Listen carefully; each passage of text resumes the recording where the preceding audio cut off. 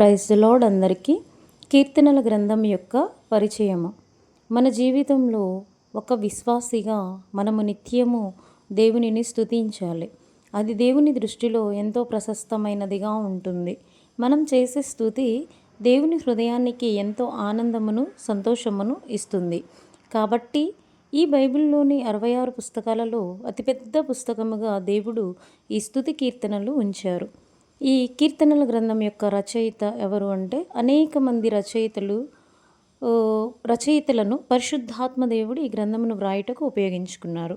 దాదాపుగా 75 కీర్తనలు దావీదు భక్తుడు, 12 కీర్తనలు ఆసాపు, 11 కీర్తనలు కోరాహు కుమారులు, 2 కీర్తనలు సొలొమోను, 1 కీర్తన మోషే, 1 కీర్తన హేమాను, 1 కీర్తన ఏతాను, 49 కీర్తనలు అనామక రచయితలు అంటే ఎజ్రా, నెహెమ్యా మొదలగువారు. వ్రాయబడిన కాలం వచ్చేసి మోషే నుండి బబులోను చెర తరువాత వరకు, అంటే క్రీస్తు పూర్వం 1410 నుండి క్రీస్తు పూర్వం 400, అంటే దాదాపు 1000 సంవత్సరముల కాలం పట్టింది. వ్రాయబడిన స్థలం వచ్చేసి ఇశ్రాయేలు మధ్యప్రాచ్యము. అయితే కీర్తనల గ్రంథంలో ముఖ్య అంశాలు ఏంటి అని మనం చూస్తే, ఒకటి ఆసక్తి. కొన్ని కీర్తనలు దేవుని పట్ల మనకున్న ఆసక్తిని వ్యక్తపరుస్తాయి. కీర్తనలు 42లో దుప్పి నీటివాగుల కొరకు ఆశపడినట్లు దేవా నీ కొరకు నా ప్రాణం ఆశపడుచున్నది. రెండవది కృతజ్ఞత.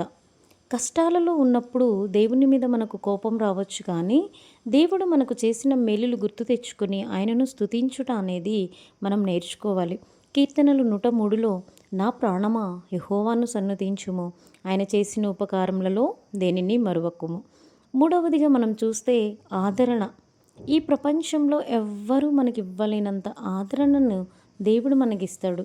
కీర్తనలు 94లో నా అంతరంగమందు విచారములు హెచ్చగా నీ గొప్ప ఆదరణ నా ప్రాణమునకు నెమ్మది కలుగజేయుచున్నది. నాలుగవదిగా మనం చూస్తే కాపుదల. దేవుని కాపుదల మనకు ఎప్పుడూ ఉంటుంది. కీర్తనలు 23లో యెహోవా నా కాపరి, నాకు లేమి కలుగదు. ఐదవదిగా మనం చూస్తే అభయము.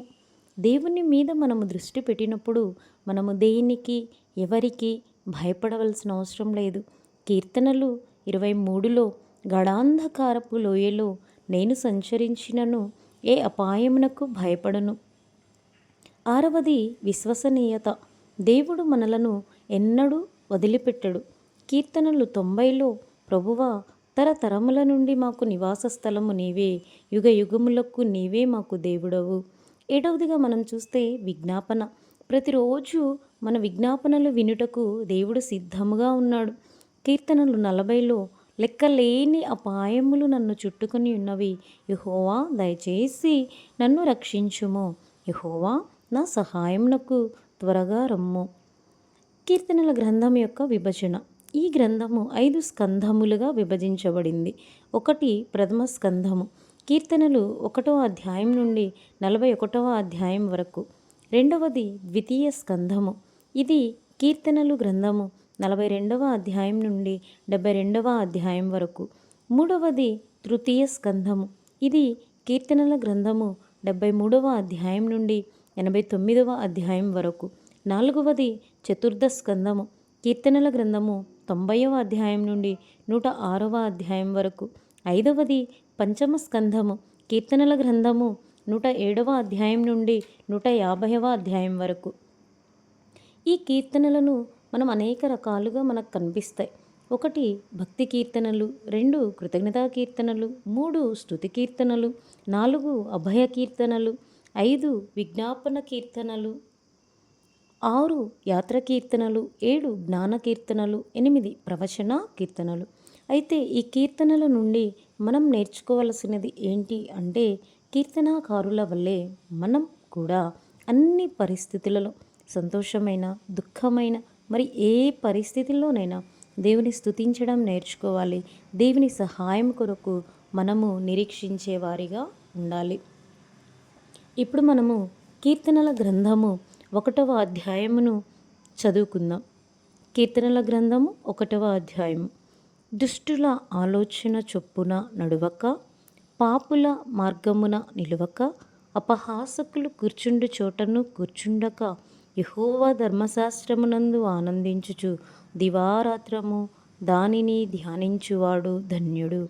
అతడు నీటి కాలువల యోరను నాటబడినదై ఆకు వాడక తన కాలమందు ఫలమిచ్చు చెట్టువలే నుండును. అతడు చేయునదంతయు సఫలమగును.